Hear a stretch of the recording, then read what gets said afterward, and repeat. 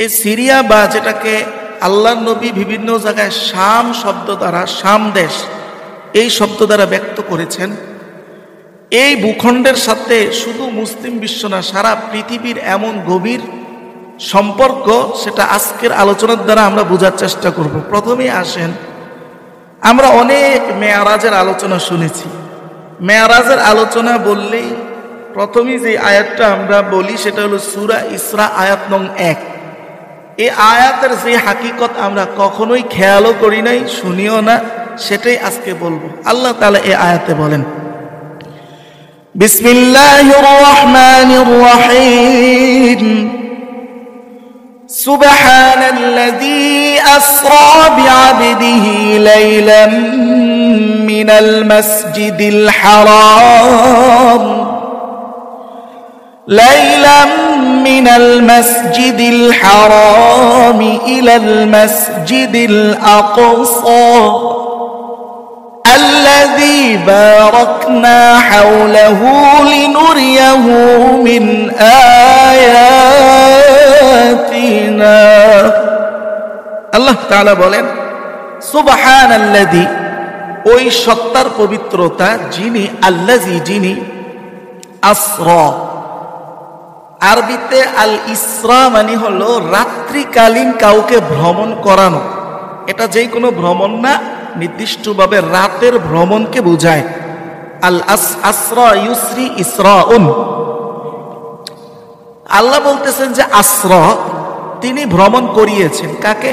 বিআবদিহি, ওনার এক বান্দাকে, অর্থাৎ নবী করিম সাল্লাল্লাহু আলাইহি ওয়াসাল্লামকে। কোথা থেকে কোথায়?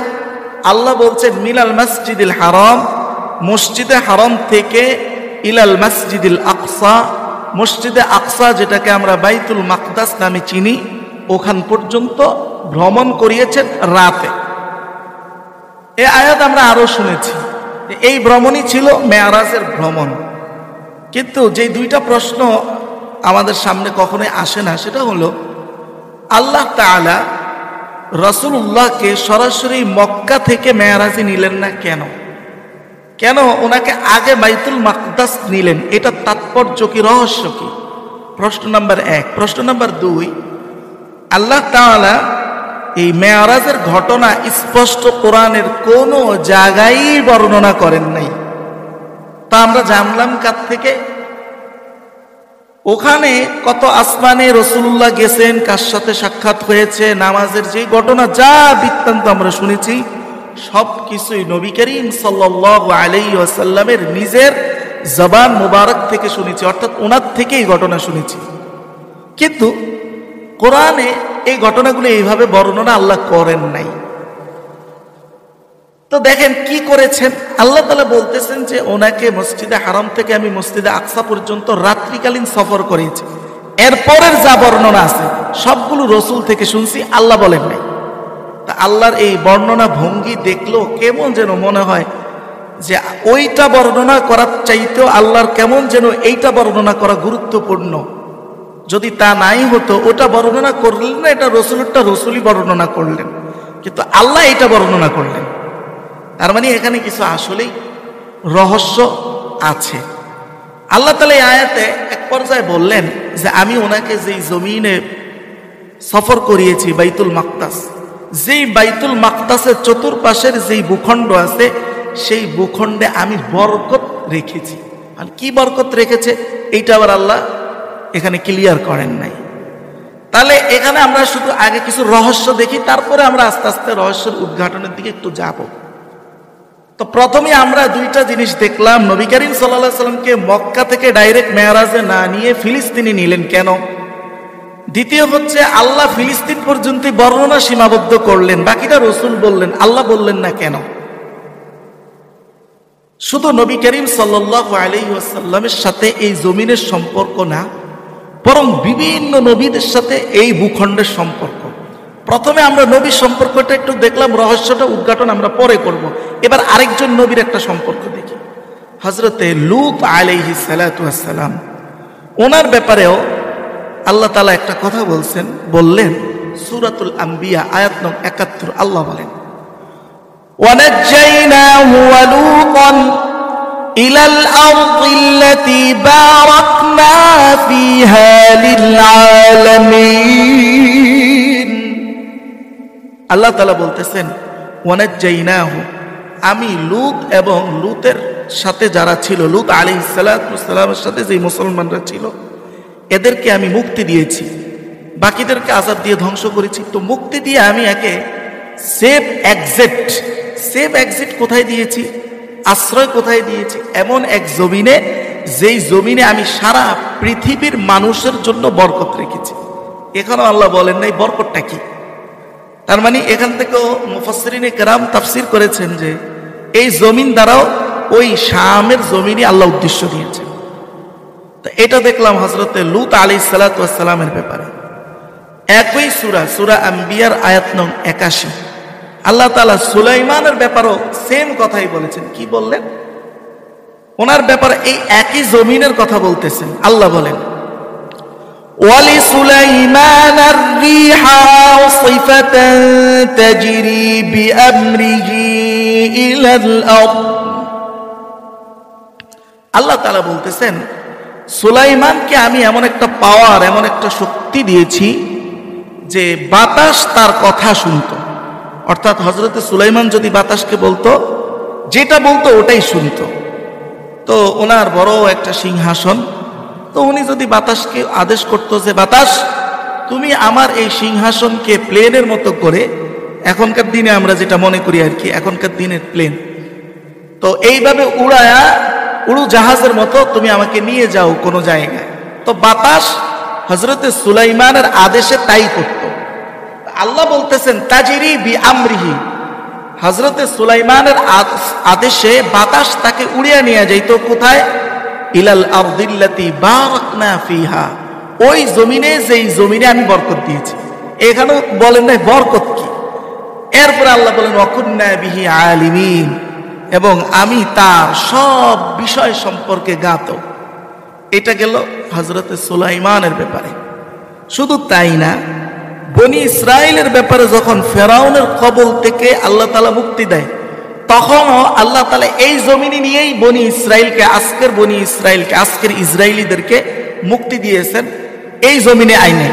যেমন সূরা আরাফ আয়াত নং ১৩৭, আল্লাহ তাআলা বলেন وَأَوْرَثْنَا الْقَوْمَ الَّذِينَ كَانُوا يُسْتَضْعَفُونَ مَشَارِقَ الْأَرْضِ وَمَغَارِبَهَا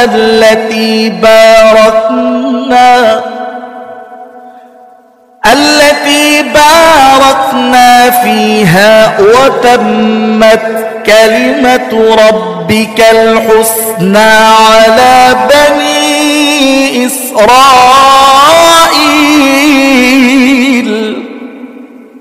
আল্লাহ তাআলা বলতেছেন ওয়া আওরাসনা, আমি ওয়ারিশ বানিয়েছি, আল কওমা, ওই জাতিকে, ইউস্তাদআফুনা, যাদেরকে দুর্বল মনে করা হতো।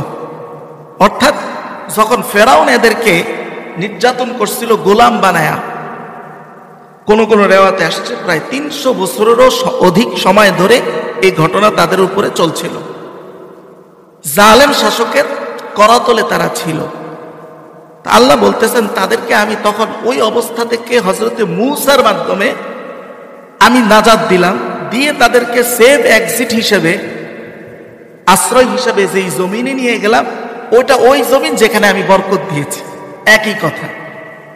তাহলে পরপর অনেকগুলো আয়াত থেকেই, প্রায় ৪-৫টা আয়াত থেকে, ৪টা আয়াত থেকেই দেখলাম যে আল্লাহ তাআলা একটা জমিনের কথাই বারবার বলছেন যেখানে বরকত দিছেন। এবার কি বরকত দিছেন, ওই কথায় যাওয়ার আগে নবী করিম সাল্লাল্লাহু আলাইহি ওয়াসাল্লামের একটা হাদিস একটু শুনে নেই, তাহলে সুবিধা হবে বুঝতে। এই জমিন সম্পর্কে নবী করিম সাল্লাল্লাহু আলাইহি ওয়াসাল্লাম একটা হাদিস বর্ণনা ওনার থেকে। এই হাদিসটা অনেক জায়গায় এসছে। আমি যেখান থেকে রেফারেন্স করতেছি একটা কিতাব, হাদিসের কিতাবের নাম কাশফুল আসতাম, হাদিস নাম্বার ৩৩৩২, নাম্বারটাও খুব মিল, ৩৩৩২। ওখানে নবী করিম সাল্লাল্লাহু আলাইহি ওয়াসাল্লাম থেকে শাম সম্পর্কে বর্ণনা। আল্লাহর নবী বলেন قال رسول الله صلى الله عليه وسلم بين أنا نائم إذ رأيت عمود الكتاب আমার নবী বলেন একদা আমি ঘুমন্ত ছিলাম, একদা আমি ঘুমের মধ্যে স্বপ্ন দেখলাম আমার মাথার নিচে এক গুচ্ছ এক গাঁটটি কিতাব বই, ফাহতুমিলা মিন তাহতি রাসি, নবী বলেন আমার মাথার নিচ থেকে সেটা বহন করে নিয়ে যাচ্ছে ফেরেশতারা। এখানে হাদিসের মধ্যে কে নিয়ে যাচ্ছে ফেরেশতারা এটা বলে নাই, তবে এখানে আগে পরের কথা শুনলে ফেরেশতাই বোঝা যায়। যাই হোক, রাসূল বলেছেন আমার মাথার নিচ থেকে বহন করে নিয়ে যাচ্ছে। ফাযালামতু আন্নাহু মাযহুবুন বিহি, আমি প্রথমে দেখে ধারণা করলাম এইটা সিনিয়া নিয়ে যাওয়া হচ্ছে কিনা। ফাআতবাতুহু বাসারি, আমি ওই ঘুমে ওই স্বপ্নের মধ্যে ভালোভাবে চোখ বড় করে তাকাইলাম, ভালোভাবে তাকাইলাম কি হইতেছে এটা। ফাউমিদা বিহি ইলা শাম, আমি তাকাইয়া দেখলাম ওই কিতাবের স্তূপ শাম দেশে নিয়ে যারা বহন করেছে তারা নিয়ে শাম দেশে স্থাপন করে দিয়েছে। এটা নবী স্বপ্নে দেখলেন। এরপরে নবী এবার বলতেছেন উম্মতের উদ্দেশ্যে কঠিন কথা। নবী বলেন আলা ওয়া ইন্নাল ঈমান, হে আমার উম্মত সাবধান, জেনে রাখো জেনে রাখো, নিশ্চয়ই ঈমান যখন হিনা তাকাউল ফিতান, যখন পৃথিবীর কানায় কানায় ফিতনায় ভরে যাবে, মানুষের মধ্যে ঐক্য থাকবে না, ফিতনা আর ফিতনা, তখন সত্যিকার অর্থের ঈমান থাকবে শাম দেশে। সুবহানাল্লাহ বলেন। এরকম আমি আল্লাহু আকবার এমন এমন কঠিন কথা আমি ব্যক্তিগতভাবে আমার এক সাথী ভাইয়ের সাথে বললাম, ভাই এইসব কথা যদি বাংলাদেশের ব্যাপারে বলতো, আমগো হুজুরদের যে অ্যাগ্রেসিভ অবস্থা, শুধু আমি হক আর সব নষ্ট, এরা তো মনে হয় নবী দাবি না করলেও আবু বকর উমর দাবি করে লেখ। এমন কথা শামবাসীর ব্যাপারে রাসূল বলছেন, আপনারা কল্পনাও করতে পারবেন না। কি বলতেছেন যে সবখানে ফিতনা হইলে যদি সত্যিকার অর্থে ঈমান খোঁজো তাহলে এটা শামে পাইবা। আচ্ছা, তাহলে এই যে এতগুলো আয়াত থেকে দেখলাম যেখানে সূরা ইসরার 1 নং আয়াত, সূরা আম্বিয়ার 71, সূরা আম্বিয়ার 81, সূরা আরাফের 137, সবগুলোতে শামের ব্যাপারে শুধু বরকত বরকত বলছে। এই বরকতটা কি আর শামটা আসলে কোথায়? শামের পরিধি হলো মূলত আল্লাহর নবী যেটাকে শাম বলে সম্বোধন করতেছেন, এইটার পরিধির মধ্যে ফিলিস্তিন, জর্দান, এরপরে লেবানন যেটাকে আরবিতে লুবনান বলে, লেবানন, এরপরে আপনার আজকের যে সিরিয়া, এই পুরা সীমানাটা মিলে হচ্ছে আল্লাহর নবীর হাদিসের বর্ণিত শাম। তবে এর বৃহৎ অংশটাই হলো আজকের সিরিয়া, এবং বৃহৎ অংশটাই হলো আজকের সিরিয়া। তো এখানে আসলে কি বরকত আছে এটা বোঝা খুব কঠিন। যতক্ষণ পর্যন্ত এগুলো আত্মপ্রকাশ না ঘটবে ততক্ষণ পর্যন্ত আপনাকে এটা আসলে বোঝানো খুব কঠিন। কিভাবে কঠিন আমি বলি, যেমন মাঝখানে একটা জুমলায় মুতারাদা মানে ব্রেকেটা একটা কথা বলি। নবী করিম সাল্লাল্লাহু আলাইহি ওয়াসাল্লাম এক হাদিসে বলছেন, মাছি আছে না মাছি, মাছি যখন কোনো খাবারে বসে তখন মাছিরে ফান কলুহু, মাছিরে ধইরা থাপ্পড় দিয়া খাবারের মধ্যে ডুবাইয়া দাও। এই কথাটা আজ যদি আপনি শুনেন কেমন মনে হবে, অবৈজ্ঞানিক, এটা কেমন কথা, এটা ঘৃণ্যকর বিষয়। তো এটার কারণ কি রাসূল বললেন? হুজুর বললেন যে মাছির এক ডানায় রোগ থাকে, আরেক ডানায় শিফা থাকে। যখন সে কাজটা এটাই করে যে সে যখন কোথাও বসে, যেই ডানায় তার জীবাণু আছে ওই ডানাটাকেই সে মিশাইতে চায়।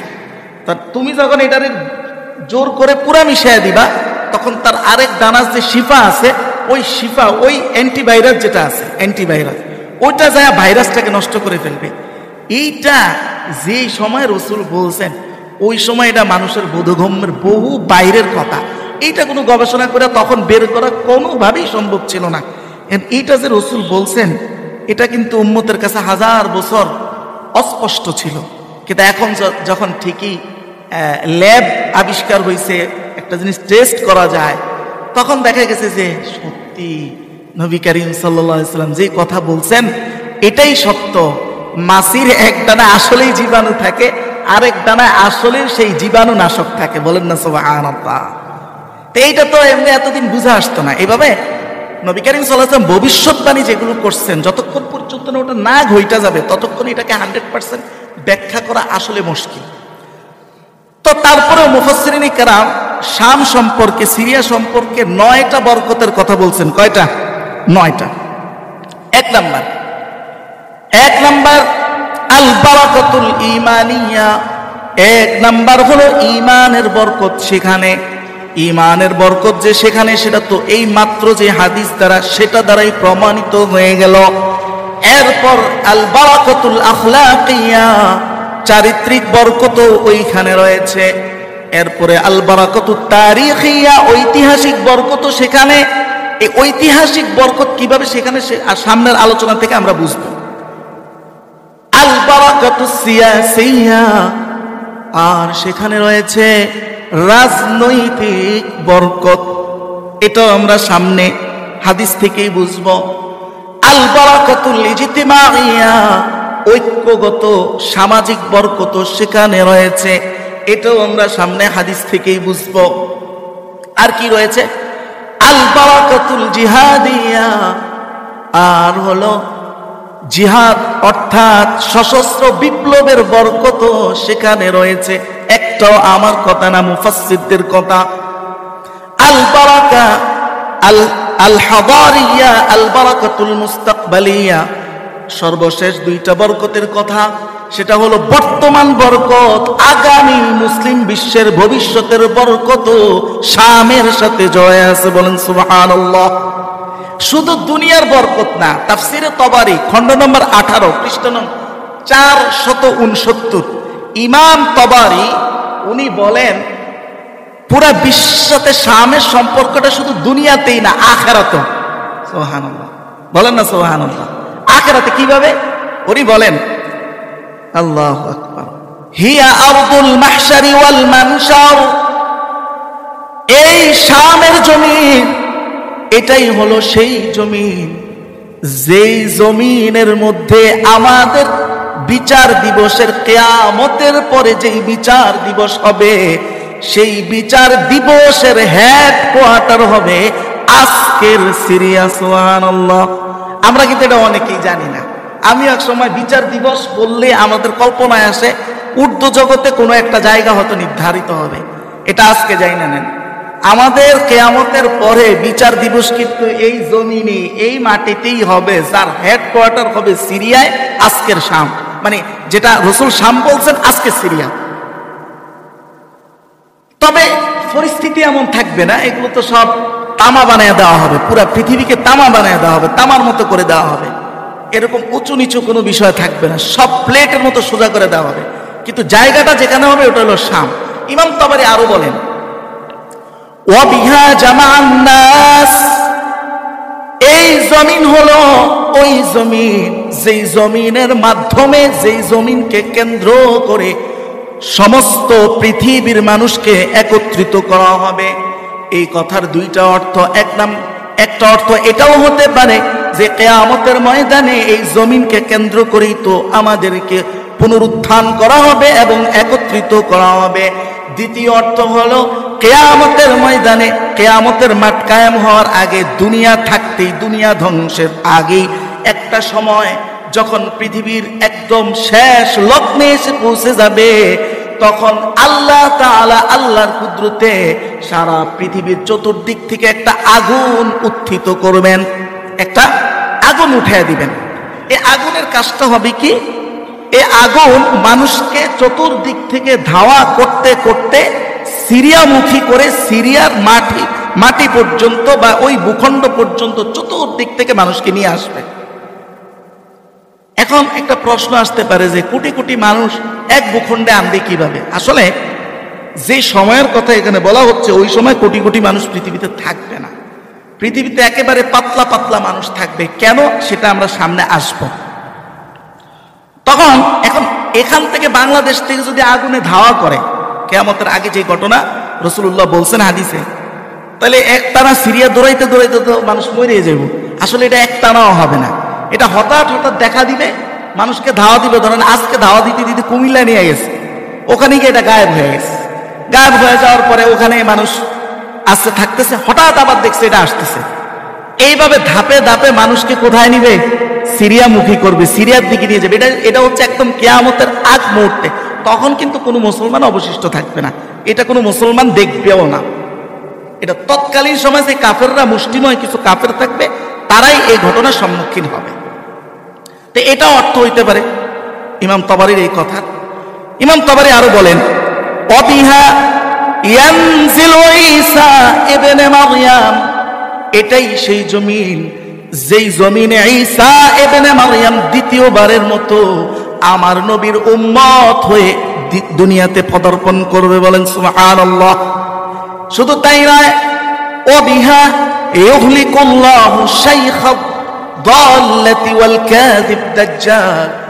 ইমাম তাবারি বলেন এটাই সেই জমিন যেই জমিনে সমস্ত পৃথিবীর মিথ্যাবাদীদের লিডার দাজ্জালকে আল্লাহ ধ্বংস করবে। এটাই সেই জমিন। তাইলে বরকতের কিছু জিনিস তো বুঝে আসতেছে না, যে এখানে আসলে রহস্য আছে। কেন নবীকে মক্কা থেকে মেরাজ না করায়া আগে এই জমিনে ফিলিস্তিনের মাটিতে একবার আনছেন? তার মানে এখানে বিশেষ রহস্য জড়িত। আচ্ছা, এই জমিনে বরকত হওয়ার কয়েকটা মোটা দাগে কয়েকটা কারণ বলি, যেটা নবী করিম সাল্লাল্লাহু আলাইহি ওয়াসাল্লাম হাদিস থেকে প্রমাণিত। নবী করিম সাল্লাল্লাহু আলাইহি ওয়াসাল্লাম বলেন, এই হাদিসটা এসেছে বুখারীর বর্ণনা, হাদিস নাম্বার 7094। আল্লাহর নবী বলেন, আল্লাহুম্মা বারিক লানা ফি শামিনা ওয়া ফি ইয়ামানিনা। আল্লাহর নবী একদিন দোয়া করতেছেন, হে আল্লাহ আমাদের শামে তুমি বরকত দান করো, আমাদের ইয়ামানে তুমি বরকত দান করো। সাহাবায়ে কেরাম বললেন, ফি নাজদিনা, হে আল্লাহর রাসূল আমাদের নজদেও যেন বরকত দেয়, আপনি এই দোয়া করেন। রাসূল না শুনে আবারও একই দোয়া করলেন। সাহাবায়ে কেরাম আবারও একই কথা বললেন।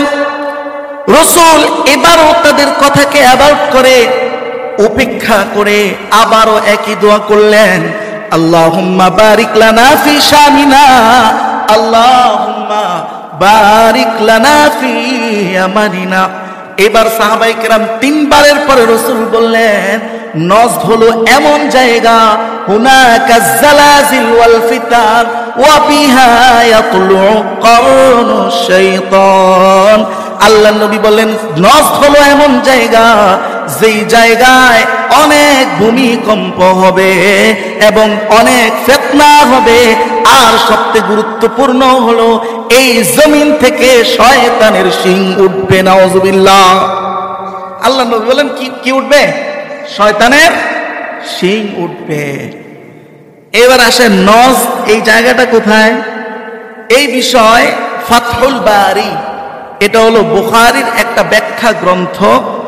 এইটার মধ্যে ইমাম ইবনে হাজার আসকালানী সহ আরো কয়েকজন ইমামের বক্তব্য আনা হয়েছে এইভাবে, যে নজদের মূল শাব্দিক অর্থ হলো উঁচু ভূমি, যেই জমিনটা, যেই এলাকাটা উঁচু। তো যেহেতু এখানে বলা হচ্ছে আমাদের নজদ, এইটার অর্থ হলো, অধিকাংশের মতামত হলো এই নজদ বলতে আজকের সৌদি আরব। কি আরব? সৌদি আরব। আশ্চর্য! আল্লাহ আল্লাহ আল্লাহ। আচ্ছা, মনে করেন তো, আচ্ছা এটা দ্বিতীয় আরেকটা ব্যাখ্যা বলি। দ্বিতীয় ব্যাখ্যা হচ্ছে যে নজদ বলতে অপেক্ষাকৃত নিম্ন ভূমি থেকে যেটা উঁচু ভূমি, ওটাকেই নজদ বলা হয়। তবে এখানে ওই নজদ উদ্দেশ্য না, এখানে চাঁদপুরের কোনো উঁচু ভূমি, ওটাকেও শাব্দিক অর্থে নজদ বলবে, কিন্তু এখানে ওই নজদ উদ্দেশ্য না। এই জন্য সাহাবায়ে কেরাম বলতেছিলেন যে আমাদের নজদ বলতে তো চাঁদপুর উদ্দেশ্য না। ক্লিয়ার? এইটা কিন্তু আজকের সৌদি। এখন দেখেন, রাসূলুল্লাহ বললেন এখান থেকে শয়তানের শিং উঠবে। আল্লাহু আকবার। আজ থেকে 30 বছর আগেও সৌদির যে অবস্থা ছিল, এটা দেখে আপনি এই হাদিসের কোনো আগামাথা মিলাইতে পারার কোনো সম্ভাবনা ছিল না। আজ থেকে কত বছর, আমি এটা আনুমানিক বললাম, কম না হলো 30 বছর আগে তো মোটামুটি ভাবে সৌদিতে একটা কোরআনী শাসন বা ইসলামের একটা নমুনা অনেক অনেক বেশি ছিল এই সময়ের থেকে। আপনি মিলাইতে পারতেন না যে এখান থেকে কিভাবে শয়তানি শিং উঠবে। রাসূল তো বলছে, কথা তো সত্য, এটা তো হতে হবে, হবে, দুনিয়া উল্টে যাবে, এই কথা উল্টাবে না। আজকের দিনে দেখেন তো কিভাবে মিলে গেল। আপনি হয়তো ভাবতেছেন যে এইটা তো আমরা কোনোদিন শুনি না, সেটা আলাদা কথা, কিন্তু এগুলো কিতাবাদিতে অবস্থান করতেছে আজকে 1500 বছর ধরে, ঠিক না? 1000 বছর ধরে এগুলো কিতাবাদিতে আছে, আমরা শুনি না, সেটা আমাদের ব্যর্থতা। আচ্ছা, তো এবার দেখেন এখন শয়তানি শিং বলতে কি, আগেই বললাম যতক্ষণ পর্যন্ত ওটা না ঘটবে ততক্ষণ আপনি পুরোপুরি ব্যাখ্যা 100% করতে পারতেন না। যেমন রাসূলুল্লাহ বলছেন হাতের মুঠে গানের বাদ্যযন্ত্র হবে। এটা যদি তৎকালীন সময় মোবাইল বা এই ধরনের ডিভাইস আবিষ্কারের আগে যদি মানুষ চিন্তা করত, এই ব্যাখ্যায় কোনোদিন পৌঁছতে পারতো না যে এটার মানে হলো মোবাইল। যখন বের হয়েছে, মিল গেছে, এখন আমরা বুঝতেছি ও আচ্ছা এইটা তাহলে এইটা। তো কর্ণ শয়তান বলতে আসলে কি, এটা সঠিকটা তো আল্লাহর রাসূলই জানেন, এবং ভবিষ্যতে এটা পরিপূর্ণ আত্মপ্রকাশ পাইলে আমরা বুঝবো। তবে একটা ধারণা তো আমরা নিতে পারি, সেটা হলো আপনি 2 দিন আগেও, বেশি দিন হয় নাই, সৌদির মাটিতে আরে কাবা শরীফের আদলে, মানে কাবা শরীফের স্ট্রাকচারে তারা স্টেজ করছে গানের, নাচ গানের। ওখানে নর্তকী আইনা তারা নাচাইছে, সারা পৃথিবী দেখছে। এই কর্মকাণ্ডের বিরুদ্ধে যদি কোনো মক্কার কোনো ইমাম মক্কার কাবার সামনেও যদি প্রতিবাদ করে, পরের দিন চাকরি থাকা তো দূরের কথা, উনি বাইসা থাকবে কিনা এটার কোনো গ্যারান্টি নেই। তাহলে এবার বুঝেন, ওই যে রাসূল বলছে এখান থেকে কি উঠবে, শয়তানের শিং উঠবে, তার একটা ধারণা পাওয়া যাইতেছে কিনা? রাসূলের কথা। এবার আসেন শাম দেশে বরকত হওয়ার আরেকটা কারণ দেখি। রাসূলুল্লাহ, এটা তিরমিজির হাদিস, হাদিস নাম্বার 3954। রাসূলুল্লাহ একদিন বলতেছেন, তুবা লিশ-শাম, শামবাসীর জন্য সুসংবাদ। সাহাবায়ে কেরাম বললেন, কুল্লা লি আইয়ি যালিক, আমরা বললাম হে আল্লাহর নবী এটার কারণ কি, কোন কারণে? নবী বললেন, লি আন্না মালাইকাতার রহমান বাসিকাতু আজনিহাতিহা আলাইহা, মানে হলো রহমানের ফেরেশতাগণ এই জমিনের উপরে এইভাবে ডানা বিছাইয়া তাদেরকে পাহারা দেয়। বলেন সুবহানাল্লাহ। এখন এই হাদিসের অর্থ এইটা না যে এটা ইসরায়েলের আয়রন ড্রোনের মতো কাজ করবে, বুম ফালালে বুম পড়বে না, এই অর্থ না। এখানে হচ্ছে আল্লাহ প্রদত্ত গজব, আল্লাহ প্রদত্ত যেই শাস্তি আছে, যে ফিতনা আছে, ওইগুলোর থেকে এদেরকে আল্লাহ অনেকটা সেভ করবেন, এটা হলো এইটার অর্থ। কিন্তু ওই যে বোম মারলে বোম কিন্তু ফুটবে, এটা কোনো মিস নাই। কেন? কারণ হলো যে ভাই ওই ফিজিক্যাল বিষয়, এগুলো ডিফেন্স আল্লাহ নবী পর্যন্ত করতে বাধ্য হয়েছেন। আল্লাহ নবীর থেকে পৃথিবীতে বুজুর্গ আর কেউ আছে নাই, তারপর ওনাকে তরবারি হাতে নিতে হয়েছে কি হয় নাই? ওনাকে তীর ধনুক, ওই সময়ের যেগুলো অস্ত্র সমরাস্ত্র ছিল ওগুলো হাতে নিতে হয়েছে কি হয় নাই? হয়েছে। এবং যে কাফের ওনাকে দান মুবারক শহীদ করছে, যখন আঘাত দিছে কাফের হাত এইভাবে অলৌকিকভাবে আটকায় গেছে, এটা আঘাতটা হয়েছে। তার মানে এগুলো দুনিয়ার নিজাম।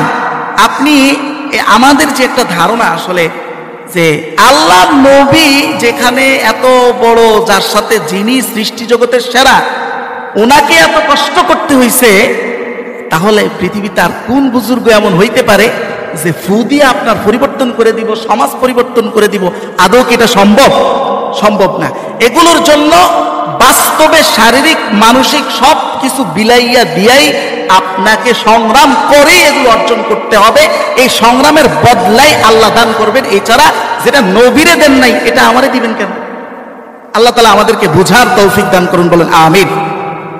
এবার আসেন আরেকটা হাদিস শুনি। সিলসিলাতুস সহিহা একটা কিতাব, 7 নং খণ্ড 1259 নং পৃষ্ঠা, ওখানে রাসূলুল্লাহ একটা চমৎকার হাদিস বলছেন।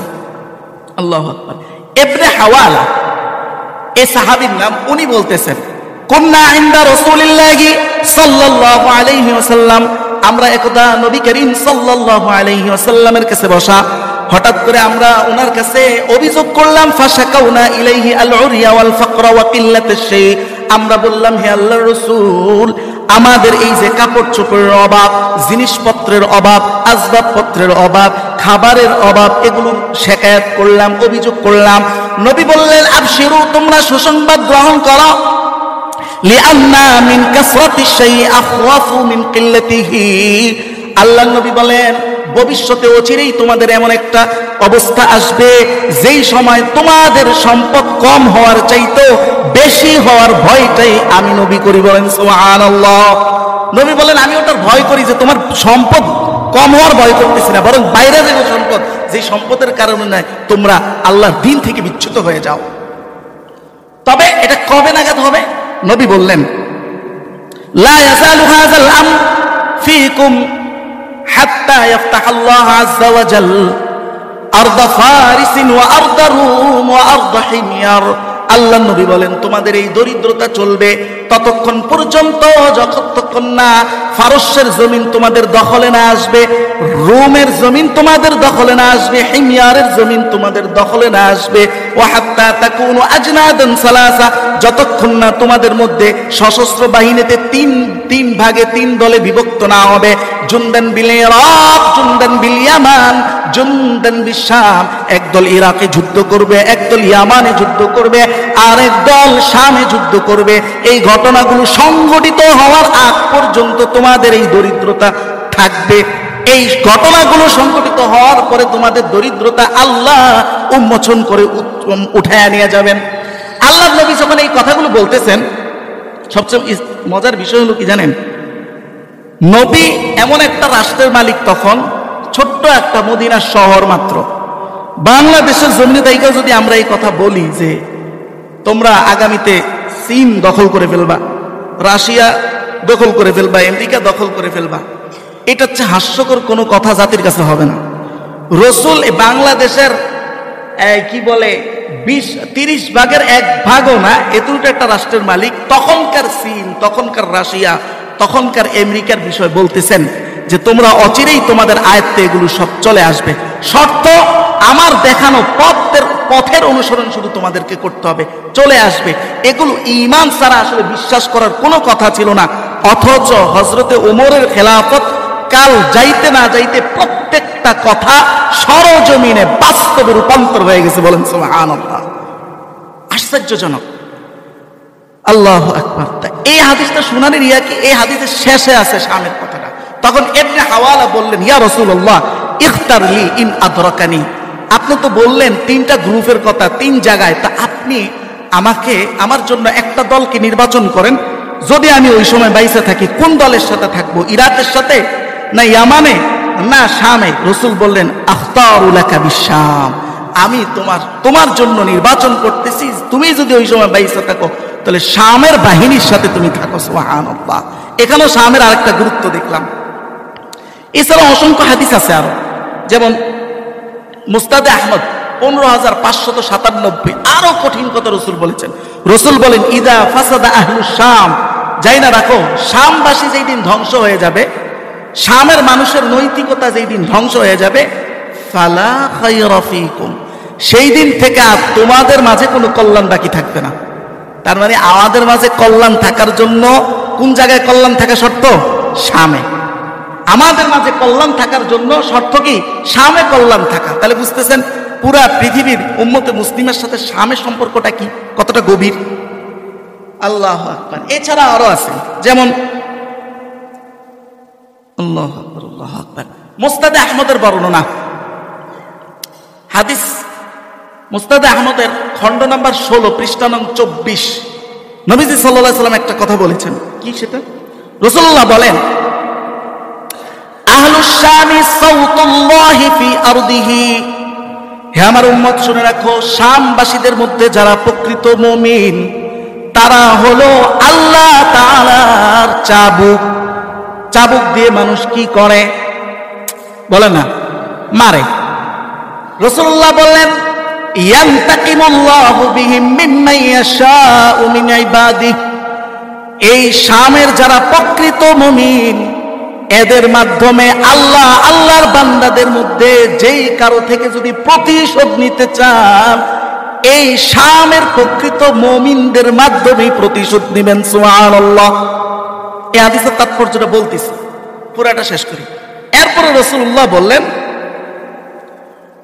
ওয়া হারামুন আলা মুনাফিকিহিম আন ইয়াযহারু আলা মুমিনিহিম।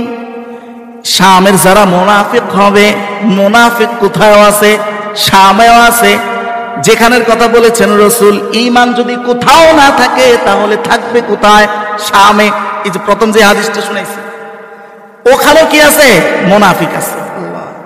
তো রাসূলুল্লাহ বলেন, শামের মুনাফিকদের জন্য হারাম, তারা তাদের মুমিন যারা, কখনোই মুমিনদের উপরে তারা কখনোই চিরস্থায়ী বিজয় অর্জন করতে পারবে না, বরং তারা মৃত্যুবরণ করবে এভাবে, লা ইয়ামুতুনা ইল্লা গাম্মান ওয়া হাম্মা, চিন্তা দুরগ্রস্ততার মধ্য দিয়ে তারা মৃত্যুবরণ করবে। আচ্ছা, এখন তাৎপর্য কি দেখেন। আজকের প্রেক্ষাপট যেটা ঘটছে সিরিয়াতে, এই প্রেক্ষাপট দেখে একদিকে ভালো আরেকদিকে খারাপও দেখা যাচ্ছে। যেমন বাশার আল আসাদের করাতল থেকে হাজারো নির্যাতিত নির্যাতিতা, ধর্ষিতা নারী পুরুষ মুক্তি পাইছে, কিন্তু এরপরে যা ঘটছে সেখানে দেখা যাচ্ছে যে এখন ধীরে ধীরে ইসরায়েল এবং আমেরিকাই সেখানে শক্তিশালী হয়ে যাচ্ছে। এটা আমরা চোখে দেখতেছি। কিন্তু এই হাদিসগুলোকে বিশ্লেষণ করলে বোঝা যায়, আজ না হয় কাল, সেটা কবে নাগাদ, অনেকে 25 সাল 26 সাল, এমন কোন সাল বলার কোনো সুযোগ কোরআন হাদিসে নাই। তবে কি হবে সেটা বলা যাবে। আজ না হয় কাল, সেটা কবে হবে তা আমরা জানি না। রাসূলও বলেন নাই, কোরআনও বলা নাই, হাদিসেও নাই, কিন্তু কি হবে সেটা এটা বলা আছে। আজ না হয় কাল, পৃথিবীর যত প্রেক্ষাপট আছে, আপনি যত মোড়ল দেখতেছেন, এদের সবার পতন শামবাসীর হাতেই হবে। প্রমাণ কি দিকে বুঝলাম? এটার প্রমাণ হলো আল্লাহর নবীর হাদিস। বলেন সুবহানাল্লাহ। আচ্ছা, এবার আরো একটা হাদিস দেখে আমরা আলোচনা একটু শেষের দিকে চলে যাব। আল্লাহু আকবার। শামের প্রেক্ষাপট নিয়ে রাসূলের আরেকটা চমৎকার হাদিস। এই হাদিসটা আসছে আপনার যেখানে পেস লাগাই দিয়েছে, এই যে হাদিসটা মাত্র বললাম, এটা মূলত বর্ণিত হয়েছে মুআজামুল কাবীর। এই কিতাবটা ইমাম তবরানি লিখেছেন। হাদিস নাম্বারটা ছিল 4054। আর এখন যে হাদিসটা বলতেছি এইটা হলো মুসনাদে আহমদ 16 নং খণ্ড 24 নং পৃষ্ঠা, যেখানে রাসূলুল্লাহ বলতেছেন, আল্লাহু আকবার, শামের বিষয়ে রাসূলুল্লাহ এটাও বলেছেন যে ফুসতাতুল মুসলিমিন ইয়াউমাল মালহামা। মনে রাখো, যেই দিন মালহামা সংগঠিত হবে, মালহামা কি এটাও ব্যাখ্যা করব আমি। সেই দিন মুসলমানের তাবু, মুসলমানের আশ্রয়স্থল হবে কোথায়? রাসূল বলেন বিল গুতা, গুতা নামক স্থানে। তো গুতা নামক স্থানটা আবার কোথায়? এটা আবার রাসূলই বলতেছেন, ইলা মাদিনাতি দিমাশক, ইলা মাদিনাতি ইউকালু লাহা দিমাশক। রাসূল বলেন গুতা নামক স্থানটা হলো এমন একটা শহরের পাশে, যেই শহরের নাম হলো দিমাশক, অর্থাৎ আজকে সিরিয়ার মনে এটা রাজধানী, ওইটার পাশে একটা শহর। আজকে এটাকে এই নামে ডাকুক বা না ডাকুক, কিন্তু রাসূলুল্লাহ বলেন, রাসূলের নাম, রাসূল যেটা নাম দিয়েছেন সেটা হলো কি? আল গুতা। এই জায়গায় যেই দিন মালহামা সংগঠিত হবে, সেই দিন মুসলমানের রক্ষা এই জায়গায় হবে। আজকের প্রেক্ষাপট দেখলে কেউ এটা মনে করার কোনো সুযোগ আছে যে ওখানে আসলে মুসলমানদের রক্ষা? কিন্তু নবীর কথা এভাবেই ঘটবে, এক চুল পরিমাণ এদিক সেদিক যাবে না। বলেন না সুবহানাল্লাহ। এটাই ঘটবে। কিভাবে যে প্রেক্ষাপট তৈরি হয়ে যাবে, এইটা আপনি কল্পনাও করতে পারবেন না। আল্লাহু আকবার। এরপরে নবী বলেন, মিন খায়রি মাদাইনিশ শাম, এই দামেস্ক অংশ, যেটাকে আমরা বাংলায় দামেস্ক বলি, বলছেন এটা শামের সবথেকে উত্তম শহর হলো এইটা। এবং এই শেষ জামানায় রাসূলুল্লাহ জিওপলিটিক্স, আন্তর্জাতিক রাজনীতির প্রেক্ষাপটটা কি হবে, এইটা এক হাদিসে আপনার পুরাটা, মোটামুটি পুরাটাই চলে আসছে। যে হাদিসটা এসছে আবু দাউদ শরীফে, হাদিস নাম্বার 4294।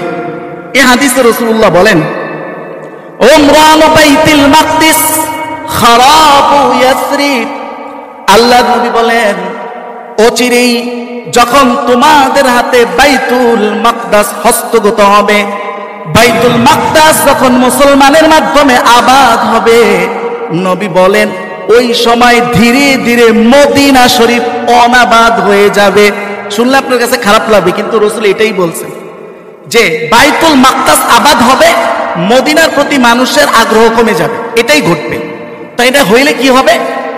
রাসূলুল্লাহ বললেন ও খারাবু ইয়াসরিব। আচ্ছা, এর ইয়াসরিব শব্দ বলতেছে তো, ইয়াসরিব হলো মদিনার পূর্বের কালের নাম। মদিনা এটা রাসূলুল্লাহ যাওয়ার পরে নামকরণ করা হয়েছে। রাসূলুল্লাহ মদিনায় যাওয়ার আগে মদিনার নাম কি ছিল? ইয়াসরিব। ওই নামই রাসূলুল্লাহ বলতেছেন। ওয়া খারাবু ইয়াসরিব খুরুজুল মালহামা। আল্লাহর নবী বলেন যেই দিন মদিনা অনাবাদ হয়ে যাবে, মুসলমানের চিন্তা চেতনা মদিনামুখী হবে না। এইটা কোনো আল্লাহর নবী অপরাধ হিসাবে বলতেছে না, আল্লাহর নবীর এই কথাটা ভবিষ্যৎবাণী হিসাবে বলতেছে।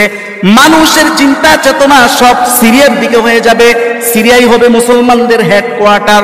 ওই সময় মদিনার প্রতি মানুষের আগ্রহ কমে যাবে, তখনই হবে মালহামা। এইবার মালহামা কি এইটা বুঝেন। মালহামা হলো এমন একটা যুদ্ধ, এমন একটা বিভীষিকাময় যুদ্ধ, যে যুদ্ধে 100তে সৈন্য না, সাধারণ মানুষ 199 জনই মৃত্যুবরণ করবে। তার মানে 100তে একজন বাইসা থাকবে। তার মানে হাজারে কয়জন? হাজারে কয়জন? 10 জন। এখন পৃথিবীতে রাসূল এগুলো 1500 বছর আগে যখন বলে সারা পৃথিবীতে হাজারে প্রতি হাজারে 10 জন বাইসা থাকবে, এমন যুদ্ধের কোনো সরঞ্জাম পৃথিবীতে আগে ছিল না। এই হাদিসের বাস্তবতা বোঝার মতো কোনো সুযোগ ছিল না। আজকে নিউক্লিয়ার যেগুলো, এই যে পারমাণবিক বোম, এগুলো আবিষ্কার হওয়ার পরে আমরা এখন রাসূলের এই হাদিসের সাথে সম্পূর্ণ মিলাইতে পারতেছি যে এই ধরনের যুদ্ধ একমাত্র পারমাণবিক যুদ্ধ ছাড়া সম্ভব না, যেখানে হাজারে 10 জন বাইসা থাকবে, 900 কতজন? 90 জনই পৃথিবী ত্যাগ করবে। তাহলে এবার বুঝতে পারতেছেন নবী যেভাবে যেভাবে বলছেন, এক চুল এদিক সেদিক যাবে না, তাই ঘটবে, তাই ঘটবে। আল্লাহু আকবার।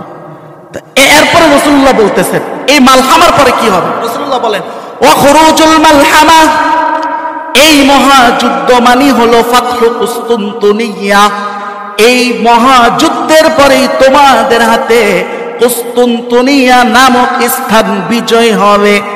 কুসতুনতুনিয়া কোনটা? আবার কুসতুনতুনিয়া হলো আজকের তুর্কিস্তানে, যেটাকে ইস্তাম্বুল বলা হয়। এখন প্রশ্ন হলো যে ওখানে তো এখন এরদোগান ক্ষমতায় আছে, ধরেন এটা তো ডানপন্থীদের হাতেই তো আছে। তার মানে রাসূলুল্লাহর কথার দ্বারা এখনো তো বিশ্বযুদ্ধ হয় নাই, এরপরে এটা হাতে আসবে। তার মানে কি? এখন তো হাতেই আছে, ওখানে তো মুসলমানেরই বসবাস। তার মানে হলো ওখানে যেইটা চর্চা হয়, যেই আঙ্গিকে সেখানে ক্ষমতায় আছে তারা, রাসূলুল্লাহর এটা এখানে উদ্দেশ্য না। উদ্দেশ্য হলো খেলাফা। যেই খেলাফা সর্বশেষ ইসলামী শাসন ব্যবস্থার ইতি ঘটছিল তুর্কিতে, তুর্কিস্তানে, যেটাকে খেলাফতে কি বলে? ওসমানিয়া। খেলাফতে ওসমানিয়া এটা হলো ইসলামের সর্বশেষ শাসন ব্যবস্থা। এরপর থেকে সারা পৃথিবীতে আর কোথাও এইরকম ইসলামী শাসন ব্যবস্থার কায়েম হয় না। যেটা হবে হযরতে ইমাম মাহদি এবং হযরতে ঈসার হাত ধরে। কিন্তু এটা সূচনাটা হবে যেখান থেকে শেষ সেখান থেকে, অর্থাৎ তুর্কি থেকে, ওই ইস্তাম্বুল থেকে, ওই কুসতুনতুনিয়া থেকে। কোন সময়? বিশ্বযুদ্ধের পরে, যেটাকে আমরা এখন নাম দিছি তৃতীয় বিশ্বযুদ্ধ। সামনে যেটা পারমাণবিক যুদ্ধ হওয়ার যেটা আশঙ্কা করতেছি, এইটা হওয়ার পরে রাসূলুল্লাহ বলতেছেন এরপরে বের হবে দাজ্জাল। যেই দাজ্জালের কথা আমরা বহু শুনছি, এইটা বের হবে ফাতহে কুসতুনতুনিয়ার পরে। তাহলে এই জিওপলিটিক্সটা দেখেন রাসূলের এক হাদিসের মধ্যে। প্রথমে আমরা দেখতেছি যে এখন সামনে, এটা কবে হবে এটা জানি না, এটা 10 বছর পরে হইতে পারে, 20 বছর পরে হইতে পারে। সর্বপ্রথম আমাদের হাতে বাইতুল মাকদাস আসবে। আসার পরে ধীরে ধীরে মানুষের, মদিনা থেকে মানুষের জেহান ঘুরে যাবে। এরপরেই হবে বিশ্বযুদ্ধ, যেটাকে আমরা বিশ্বযুদ্ধ বলি। রাসূল বলছেন মালহামা। এরপরে ফাতহে কুসতুনতুনিয়া, তারপরে হলো দাজ্জালের আগমন। এরপরে তো আরো অনেক ঘটনা আছে। এরপর দেখেন তাহলে রাসূলুল্লাহ সাল্লাল্লাহু আলাইহি ওয়াসাল্লাম শাম সম্পর্কে, সিরিয়া সম্পর্কে এত গুরুত্ব দেওয়ার কারণ কি? দেখেন, এটা এক কথায় কারণটা বলে দিই। কারণটা হলো যে নবী করিম সাল্লাল্লাহু আলাইহি ওয়াসাল্লাম যে দুনিয়াতে দ্বীনের দাওয়াত নিয়ে আসছেন, আপনাকে আজকে প্রশ্ন করি, কখনো খেয়াল করছেন কিনা নবী আসলে দাওয়াতটা দিবেন কিভাবে? নবীজি সাল্লাল্লাহু আলাইহি ওয়াসাল্লাম দ্বীনের দাওয়াত নিয়ে আত্মপ্রকাশ করার পরে, 39 বছরে নবুয়ত পাওয়ার পরে আমরা ধর্ম বলতে যেতটুকু বুঝি, নাউজুবিল্লাহ, এমন ভাবে আমাদেরকে এমন ভাবে বিচ্ছিন্ন করা হয়েছে, আল্লাহ ক্ষমা করুক। আমি বলি না যে আপনি ওইটা করেন, কিন্তু মনে করেন আপনি নামাজ পড়েন না, তাতেও আপনার জান্নাতে যাওয়ার সুযোগ আছে। হয়তো আপনি শাস্তির সম্মুখীন হবেন, কিন্তু আপনি নামাজ বিশ্বাস করেন না, আপনি জান্নাতে যাবেন? যাবেন না। ইসলামের যতগুলো সাইট আছে, এগুলো এই জন্য বলি না যে আপনি এগুলো করেন, সেটা আপনার বুঝ, কিন্তু আপনার প্রত্যেকটা সাইটের উপরে ঈমান আনতে হবে। এই ছাড়া আসলে আপনি কবরে মুক্তি পাওয়ার, ওখানে মুসলমান হিসাবে আপনার পুনরুত্থান হওয়ার আসলেই কোনো সুযোগ নেই। আপনি গুরুত্বটা বুঝতে পারতেছেন? আপনি চিন্তা করেন, ভাই আমি খেতে খাইটা কি বলে নাঙ্গল চালায় খাই, আমারে এত এগুলো শুনে লাভ কি? আরে আমার শোনানোর উদ্দেশ্য হলো আপনার এগুলোর প্রতি ঈমান থাকতে হবে। আপনি এগুলো করতে পারছেন না পারছেন ওইটা আল্লাহর সাথে হিসাব, কিন্তু ঈমান যদি এগুলোর উপরে আপনার না থাকে, তাহলে যেই বিপদটা হবে সেটা হলো আপনার কবরে গিয়ে আপনি নিজেকে আবিষ্কার এইভাবেও করতে পারেন যে আপনি সারা জীবন নামাজ পড়ছেন, অথচ কবর আয়া দেখতেছেন আপনি একজন কাফের ছিলেন। বলেন না নাউজুবিল্লাহ। এটা কত বড় ভয়ঙ্কর বিষয়, আপনি বুঝতেছেন? এবার দেখেন, 5 মিনিট একটু বেশি গেল, আমি কথা গুছিয়ে নেই। এবার দেখেন নবী করিম সাল্লাল্লাহু আলাইহি ওয়াসাল্লাম দ্বীনের দাওয়াতটা কিভাবে দিচ্ছেন। আমরা দিন ধর্ম বলতে বিগত 50 বছরে আমাদেরকে যা বোঝানো হয়েছে, এটা যদি হইতো তাহলে নবী করিম সাল্লাল্লাহু আলাইহি ওয়াসাল্লামের একবার চীনে যাওয়ার কথা ছিল, একবার মিশরে যাওয়ার কথা ছিল, জাজিরাতুল আরবের যে দেশগুলো আছে এগুলোতে ভ্রমণ করার কথা ছিল দ্বীনের দাওয়াত দিয়া। কিন্তু আপনি আমাকে একটা ইতিহাস প্রমাণ করতে পারবেন নবী এই দেশগুলোতে গেছে? যান নাই। নবী কি করছেন দেখেন, আমি সংক্ষিপ্ত বলি, এটা আপনিও জানেন, কিন্তু আপনি এইভাবে কখনো খেয়াল করেন নাই। নবীজি সাল্লাল্লাহু আলাইহি ওয়াসাল্লাম 13 বছর মক্কার মধ্যেই ছিলেন। এর মধ্যে একবার বাইতুল মাকদাসে গেছেন, তাও সেটা বোরাকে করে, সেটা নিজে নিজে না, ওই যে মেরাজের সময়। আর তিনি কোথায় গেছেন? তায়েফে গেছেন। উনি 13 বছরে কি করছেন একটু দেখেন তো সামারিটা। 13 বছরে উনি একটা দল গঠন করছেন, তাও স্থানীয়। তাও ওনার একজন মুসলমান যদি চীনে থাকে, আরেকজন যদি ওনার পাকিস্তানে থাকে, ওইটাও ওনার কার্যক্রমকে আগায় নিবে না। এই জন্য উনি স্থানীয় একটা দল গঠন করছেন 13 বছরে। এর মধ্যে দল গঠন করার পরে উনি আসলে তাইফে গেছিলেন ভূখণ্ডের জন্য, আমার একটা জমিন লাগবে, একটা স্টেট লাগবে, কিন্তু এখানে উল্টা হয়ে গেছে, যেটা আল্লাহর ইচ্ছা ছিল না। এরপরে হজ, তো তখনকার সময় হজ ছিল, তো হজে যখন মদিনার থেকে মানুষ আসছে 1 জন 2 জন করে 80 জন, এইভাবে বছরে বছরে রসুলের হাতে লোক বায়াত করছে। বায়াত করার পরে রসুল বললেন তোমরা ওখানে কাজ চালাইতে থাকো, পরিবেশ কায়েম করো। ওখানে তারা পরিবেশ কায়েম করলো। তাহলে প্রথম 13 বছরে আমি দাওয়াত দিয়ে দেখলাম মাত্র একটা দল গঠন করছে ছোট বড়। এরপরে তিনি মদিনায় গেলেন, যাওয়ার সাথে সাথে উনি রাষ্ট্র কায়েম করলেন। আপনি যে 50 বছর ইসলাম যেভাবে বুঝে আসছেন, রসুলের এই বর্ণাঢ্য জীবনধারা এতটুকু দেখলে আপনার কি 100% আপনার বুঝটা সঠিক মনে হয়? বলেন, সঠিক মনে হয়? এরপরে রাসূলুল্লাহ যখন ইন্তেকাল করলেন, ধর্মীয় নেতা কে হয়েছে? কথা বলে না, কে হয়েছে? হযরত আবু বকর। আচ্ছা, আবু বকর কেমন নেতা হয়েছে? রসুল গেলেন, রসুলের স্থলে রাষ্ট্রপতি অর্থাৎ প্রেসিডেন্ট। আপনি যে একটা জিনিস থেকে ইসলামকে এইভাবে আলাদা করছেন, অথচ ইসলাম আসছে এটার ঘাড়ের উপরে দিয়া। তারপরে হযরত ওমর রাদিয়াল্লাহু তাআলা আনহু পর্যন্ত পুরা অর্ধ পৃথিবী, উনি যে পৃথিবী পুরা অর্ধেক পৃথিবীর উনি যে একাই বাদশা ছিলেন, সেটাও এই অর্ধ পৃথিবী পর্যন্ত ইসলাম আসছে কিভাবে? এখন আপনারা বুঝে নিন জিনিসটা, আর আমি তিতা করতে চাই না বিষয়টাকে। এখন আমি যেটা বলছি যে শামের গুরুত্বটা কি জন্য, এই গুরুত্বটা এই জায়গায়। গুরুত্বটা হলো এই ইসলামী রাষ্ট্র ব্যবস্থা কখনোই সারা পৃথিবীতে একসাথে ছিল না। ওমর পর্যন্ত পৃথিবী অর্ধ পৃথিবী বা তার চেয়ে কিছু বেশি অংশের মধ্যে এটা কায়েম হয়েছে। এই শেষবারের মতো পৃথিবী ধ্বংস হওয়ার আগে আপনি পৃথিবীতে যত মতাদর্শ দেখতেছেন সবগুলো হযরত ইমাম মাহদী এবং হযরত ঈসার হাতে ধ্বংস হয়ে সারা পৃথিবীতে এই শেষবারের মতো পুরা পৃথিবীতে একসাথে ইসলামী খেলাফা বা ইসলামী রাষ্ট্র ব্যবস্থা কায়েম হবে। আপনি কখনো নিজেকে প্রশ্নও করেন না ইমাম মাহদীর আসার দরকারটা কি, হযরত ঈসার আসার দরকারটা কি? তখন পর্যন্ত মানুষ নামাজ পড়বে, তখন পর্যন্ত মানুষ রোজা রাখবে। ইসলামের যে আহকামগুলোকে শুধু আপনি ধর্ম মনে করেন, এগুলো সব তখনও থাকবে। তাহলে তাদের প্রয়োজনটা কি? এই তাদের প্রয়োজনটা যেটা শুনলেই কারো কারো খারাপ লাগে, নিজের আদর্শের সাথে এটা যায় না। তার মানে আমি ইসলামের আদর্শ থেকে বিচ্যুত। আল্লাহ তাআলা আমাদেরকে বুঝার তৌফিক দান করুন, বলেন আমিন। এইটাই হলো শামের গুরুত্ব, যে এই শামকে হেডকোয়ার্টার করে আল্লাহ তাআলা শেষবারের মতো সারা পৃথিবীতে ইসলাম প্রতিষ্ঠিত করবেন। আপনি যত শক্তি এখন দেখতেছেন, কোনো শক্তি বহাল থাকবে না, কারণ শক্তির মালিক একজন, তিনি কে? কিচ্ছু থাকবে না, মুহূর্তের মধ্যে পট পরিবর্তন হয়ে যাবে, বুঝতেই পারবেন না। আপনি তো মানুষ হিসাবে চিন্তা করেন, আল্লাহর ধরা, আল্লাহর চিন্তা, আল্লাহর সিস্টেম, এইটা মানুষের বুঝার কোনো সাধ্য মানুষের নাই। সুবহানাল্লাহ।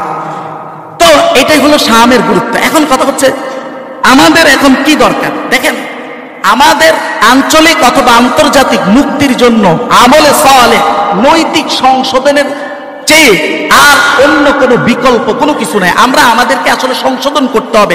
নবী করিম সাল্লাল্লাহু আলাইহি ওয়াসাল্লাম বলছেন এক হাদিসে, যেই দেশে বিজনেস যারা ব্যবসা করে, মানে B2C, মানে বিজনেস টু কাস্টমার সিন্ডিকেট থাকে, ওই দেশে আপনি যেই শাসকই বসান, দিন শেষে সে জালেম শাসক হইতে বাধ্য। এটা রাসূলের হাদিস। আপনি দেখবেন বাহ্যিক এটার কোনো মিল নাই। ব্যবসায়ীরা সিন্ডিকেট করলে দেশে জালেম শাসক আসার কি সম্পর্ক?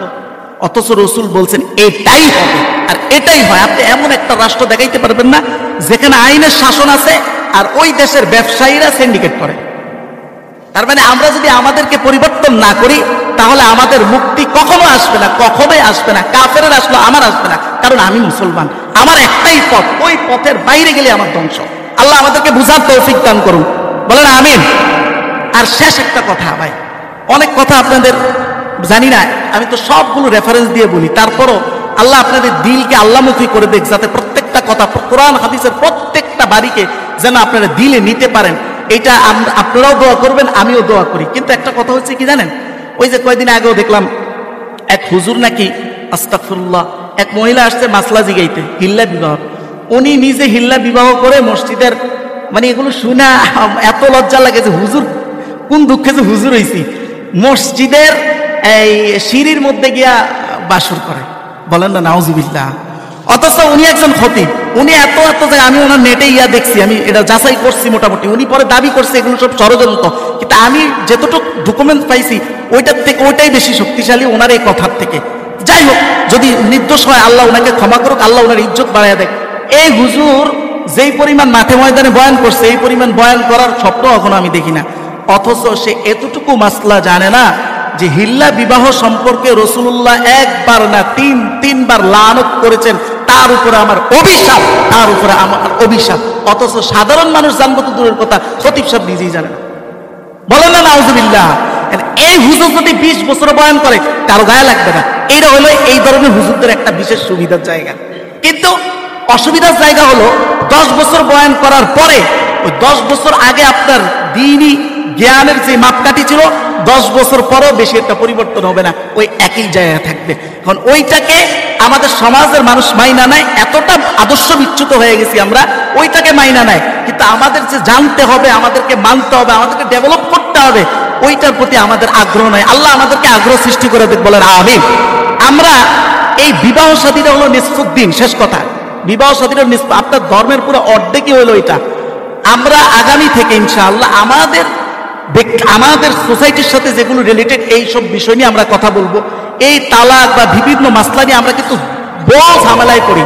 আগামী জুমাতে এই বিষয় নিয়ে আমরা বিস্তারিত আলোচনা করব। আল্লাহ সবাইকে আসার তৌফিক দান করুন, বলেন আমিন। ওয়া আখির দাওয়ানা আলহামদুলিল্লাহি রাব্বিল আলামিন। আসসালামু আলাইকুম। যারা সুন্নাত পড়েন শুনুন।